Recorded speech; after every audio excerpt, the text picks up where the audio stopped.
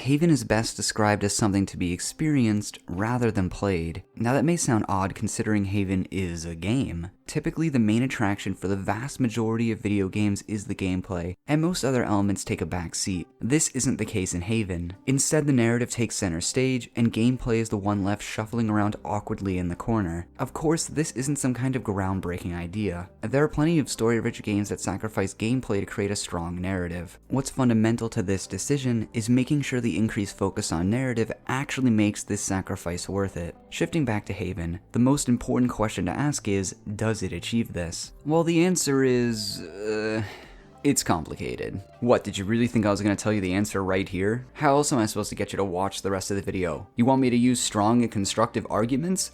Who needs that when you can just bait people? What I will say right here is that Haven isn't just your average story-focused visual novel masquerading as a video game. It does something I think is unique amongst games, and that's its focus on depicting a mature romantic relationship between two people. I'm going to say right here that this review will mostly be spoiler-free. Besides some gameplay footage, I will not be going very in-depth with the overall plot. This video will cover my broad viewpoints of the game, and where I think it succeeds and fails. The two people that compose the relationship I just mentioned are U and K. You begin Haven in what feels like the midpoint of a visual novel. The couple Romeo and Julieted from a place called the Apiary and are now living on some unknown planet called Source. There is no story up until now blurb. Instead, the developers integrated exposition about the world with learning about the two main characters. Context trickles in over time when the two cast members bring it up during their conversations. This always feels natural. Never do U or K feel as if they are reading off some script so the player has a better understanding of the setting. Instead, it is seamlessly woven into the couple's discussions. Speaking of discussions, the voice acting for these two is exceptional. Although for the type of game it is, it better be. Dialogue is the primary medium used to express our protagonists and the best source of entertainment for the viewer. Imagine if these two sounded as amateurish as me when I screech into this microphone. Let me tell you, that would not be pleasant. The range of emotions the voice actors manage to pull off fits every situation these two will find themselves in. Anguish, despair, joy, everything is encapsulated in a wonderful manner that truly breathes life into these plastic character models.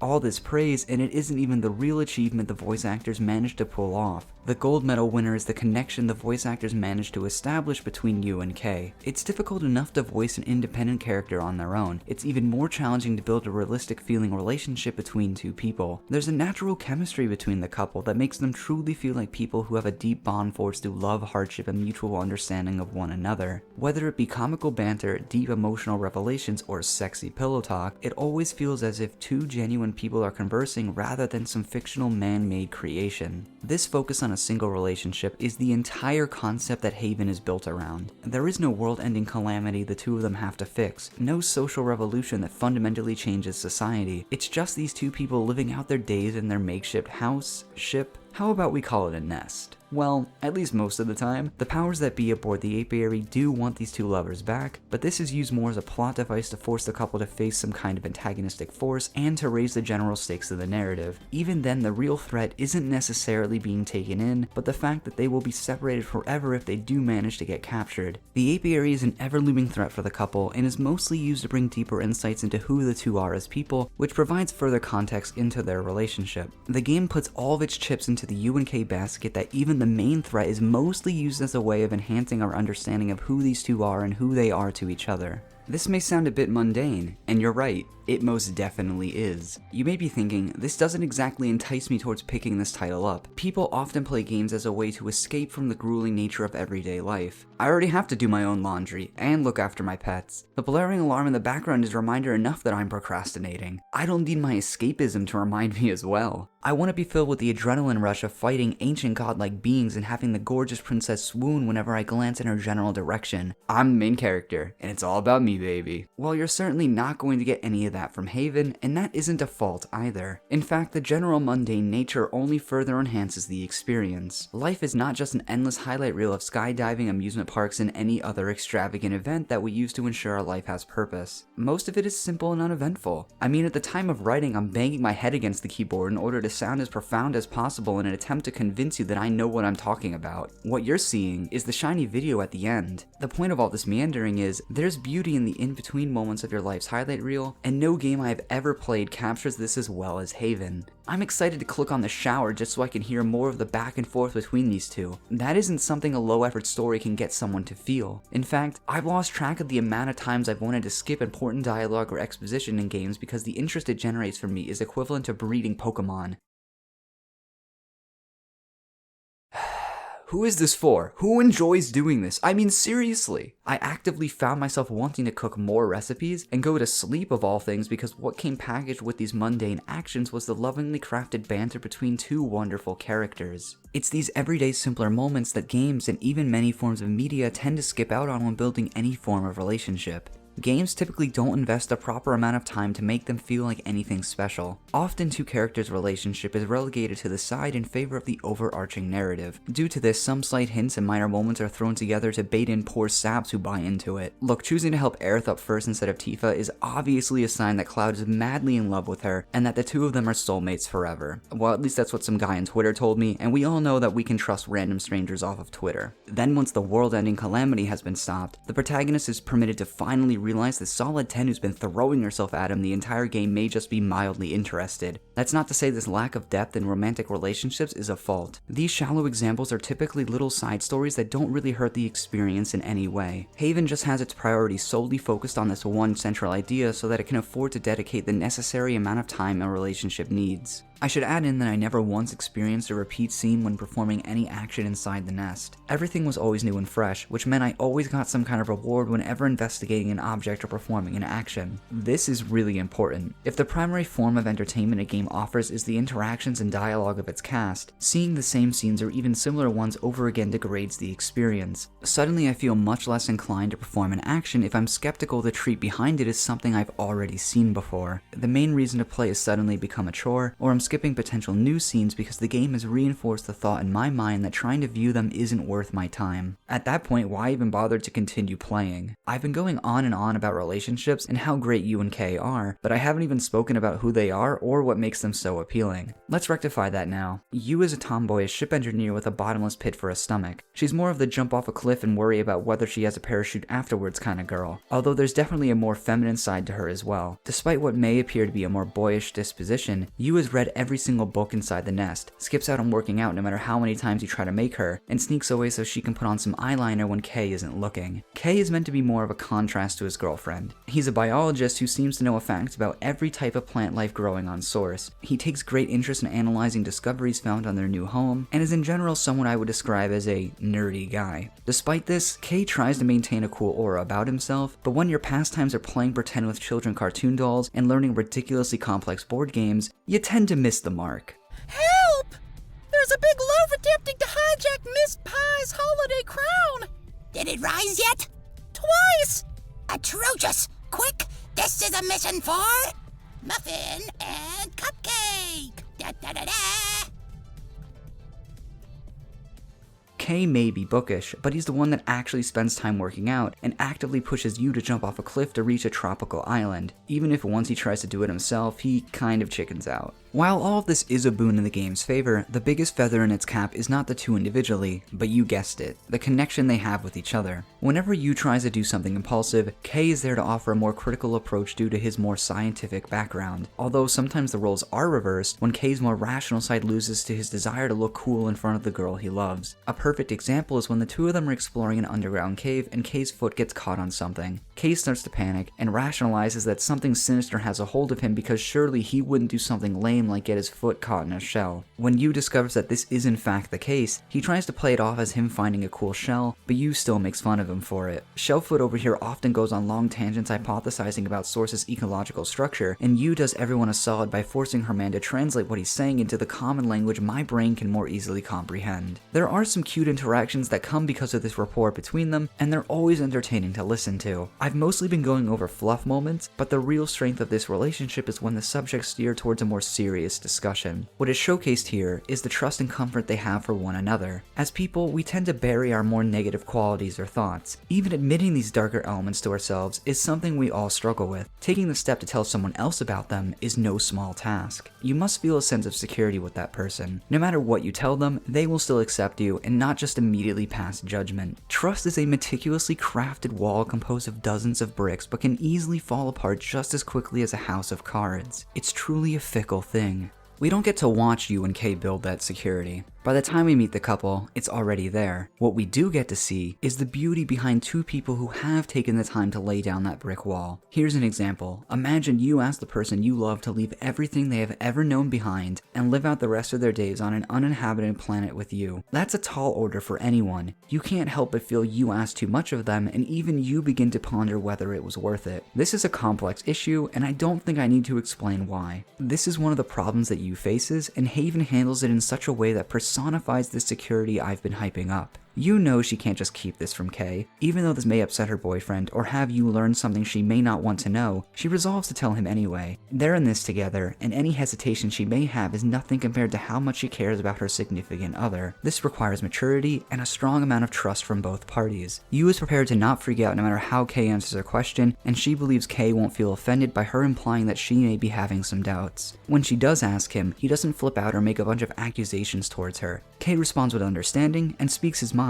He opens up about his potential doubts, if the player decides that he has any, and does his best to put her mind at ease, reaffirming how much he cares for her, and while he may miss some aspects of his old life, none of it compares to what he now has with her. The scene here is truly wonderful, and while not everyone will have this kind of weight behind them, generally they are all high quality. Being a romance story dealing with two young adults who are living on their own with no one to see them, it shouldn't come as a surprise that these two get it on.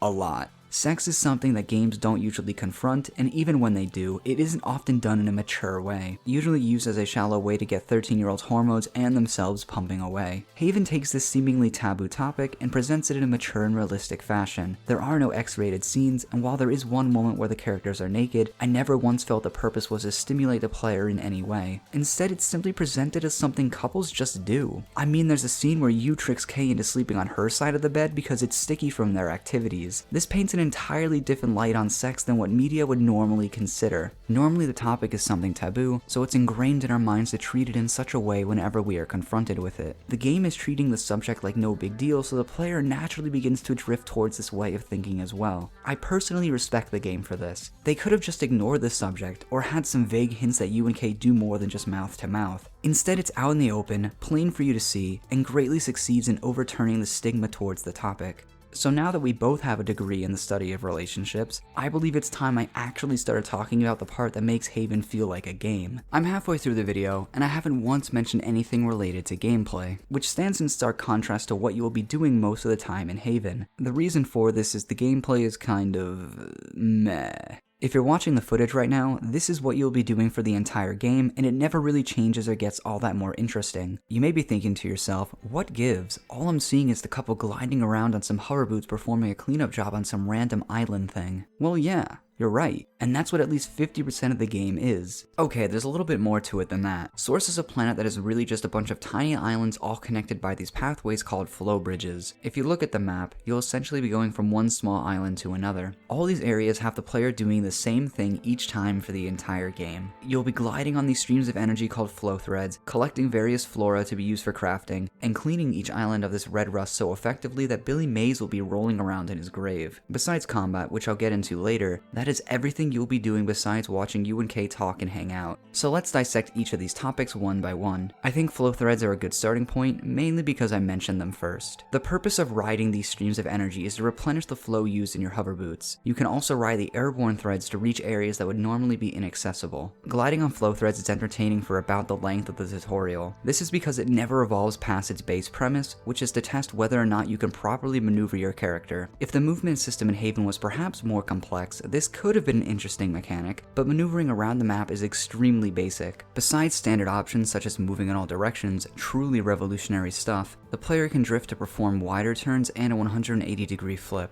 That's it. Drifting is only required on endgame flow threads, meaning that the vast majority of them are slightly adjusting your character so that they can follow the given path. There also isn't much of a reason to glide on them in the first place outside the aerial threads. I said that their purpose was to replenish your hover boots, but just flying around doesn't consume any fuel. Instead, fuel is only used when gliding around over the red rust-like substance. Even then, the amount of flow consumed is negligible, meaning the flow gained from riding the aerial threads needed to advance to new areas is all you really need to do. Admittedly, I think it would be far worse if the rust consumed a significant portion of your flow fuel because the player would be forced to ride these threads more often. Since that task isn't the least bit engaging, this would feel like a chore being hoisted onto the player. Preferring that a resource be practically infinite because collecting more of it isn't stimulating in any way is a sign of bad game design. Then there's the basic resource management. Besides flow, there are two types of items to collect, the red rust and various forms of vegetation. Collecting the rust is yet again a form of testing your ability to maneuver yourself, or requires you to roam around randomly until you find the correct flow thread to bring you up higher. There's no need to think critically, or really at all. You see some rust, you glide over to it, and boom, you're done. You don't actually have much of a use for rust in the beginning of the game, but eventually the player gains the ability to craft items to help in combat situations. These items are useful, but since combat is easy and lacks punishment for playing poorly, there isn't a huge reason to use or even make them. Almost every island has some rust on it, so the substance is highly abundant, and the things you can make with it aren't particularly necessary for progression. So the motivation behind collecting rust isn't really about managing the resource. This may sound strange, but the reason rust exists is to give the player some kind of reward for exploring. However, it isn't the reason why they choose to explore, or at least it isn't a powerful one. The real gain from exploration is the potential to stumble across some kind of scene or dialogue chain between the couple. Some islands have little houses that the two of them can enter. This causes them to have some kind of back and forth and can lead to them getting a new item to decorate the nest with. They can also interact with many of these items inside the nest, prompting even more lines of dialogue. Yet again, because the connection between these two is done so well, the player will actively seek out this content. The rust is really just there to make the player feel as if they are accomplishing something so that when the island doesn't have anything worthwhile, they don't feel as if their time was completely wasted. The other reason Haven gives you to gather more of this substance is unless an island is cleared of rust, you can't fast travel to it. Since slowly traveling through each island zone is a pretty benign task, this serves as a strong motivator, although that doesn't change the fact that collecting rust itself isn't all that entertaining either.